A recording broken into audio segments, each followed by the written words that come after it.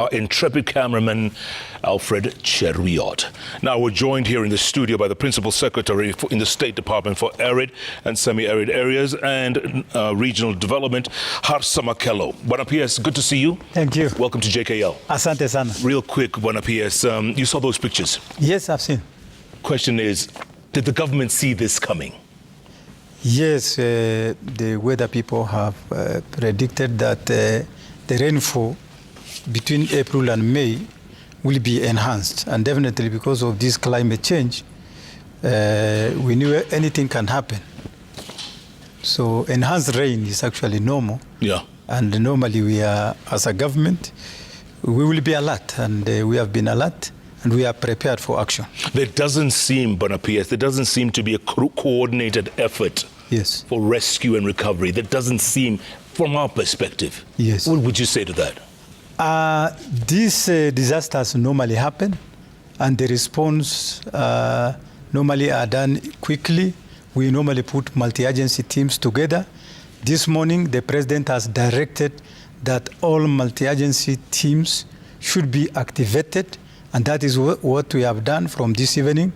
From tomorrow, you are going to see enhanced activities from the government side, non-state agencies, many other actors like Red Cross and all other government line ministries in action.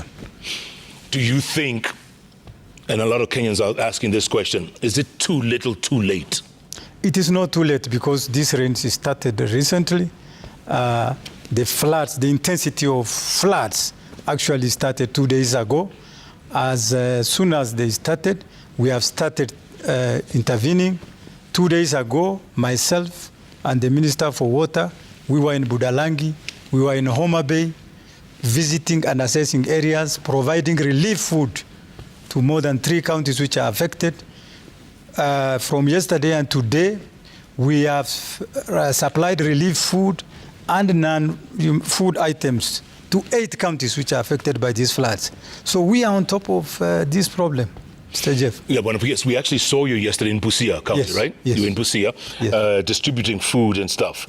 You know, the question that people are asking is it's getting worse. Yes. It's getting worse. Yes. What do you need to make things get better?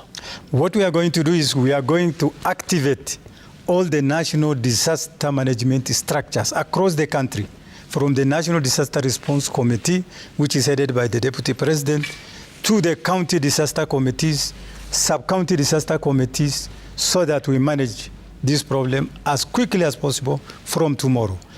As I told you, the government has already deployed the military this morning. They were in Tana River evacuating people who have been marooned in those areas. Tomorrow in the morning, we are going to deploy the National Youth Service to Madare area to evacuate people who have been marooned there, to support people whose houses have been damaged. We are also going to send NYS to Embu, to Budalangi, and to Homa Bay as an immediate measure to mitigate against this problem. Yeah.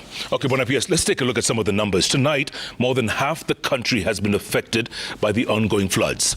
Now, the Kenya Red Cross is reporting 24 counties have been impacted by recent events. In these areas, at least 25,000 households have been affected, of which 11,000 households have been displaced. The Kenya Red Cross is reporting that more than 27,000 acres of land have been submerged thus far. Also, the floods are turning into a crisis, with 44 people so far reported to have lost their lives from the adverse weather conditions. 188 people have been rescued, and the Kenya Red Cross is reporting at least 4,800 deaths of livestock. It doesn't look like a good picture, Mr. PS. Yes, thank you very much, Bwana Jeff. Remember, we had a worse problem than this during El Nino, which we managed. That was back in 97. Yes, 97. Even the last year, when we had El Nino, the situation was worse, because we had an operation, a relief operation, in 38 counties.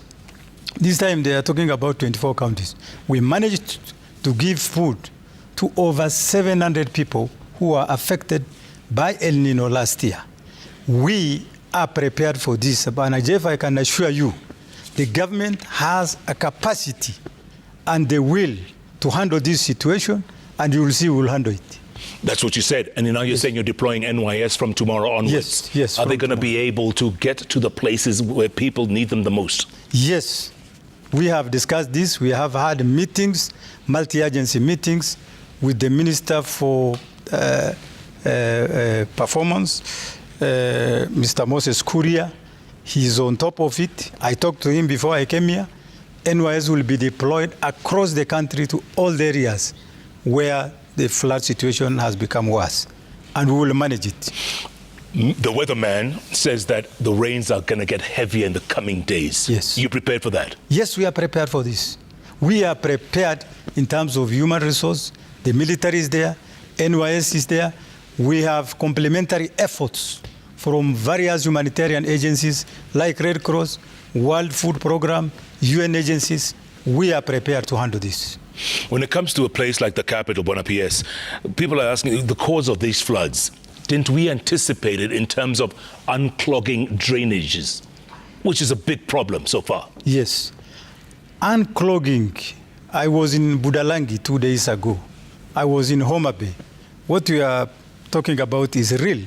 And unclogging, building of dikes, and these other measures will take a lot of time. These are long-term issues. What we are going to do is to plan good budgets for this unclogging. It is not a simple thing to unclog a river which is 150 kilometers long. It will take time. It will take a huge budget. It requires planning. And therefore, the government will definitely do this planning, mobilize resources, build dikes, and unclog these rivers. The other big concern, Buenos Aires, is that when you see the floodwaters, obviously they're brown. Yeah. Or almost red. Yes. Which means topsoil is being washed away. Yes. Is that also a concern? It is a concern. Of course, agriculture is affected. We normally lose crops. We normally lose, yields become too low. And so that's why when we talk about mobilization of multi-agency government departments, agriculture is one of them. And relief efforts will also involve support to farmers. Another thing that critics are saying is that why is the government so reactive? Yes. We're never proactive. We saw these floods coming. The weatherman predicted there was going to be El Nino and floods, and yet now we're being reactive. Why? We are prepared, but what is there, Banaje, is that this problem is massive. This is a phenomenon which is very new. Climate change, changing, patterns.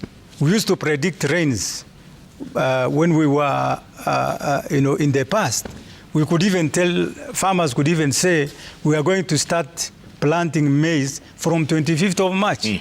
But this time you could see rainfall causing patterns. You can't predict seriously. However, based on experiences of El Nino last year, we are prepared, we are ready to handle this situation as a government. The saddest thing, Buenos Aires, is the fact that after the floods comes the drought. Yes. And that's the saddest thing. Yes, sure. Are we ready for that? Yes. Can we prepare? We are prepared for that. 2 years ago, we had a severe drought spanning over 3 years. During this drought, we were able to feed a population of 1.2 million people who have been affected by drought, who have lost livestock. We lost more than 2.5 million livestock. But we were able to address the post-drought crisis by feeding our people, restock, and do other mitigation measures to handle the drought problems. But I want to say that the government is going to do what we call resilient activities in future.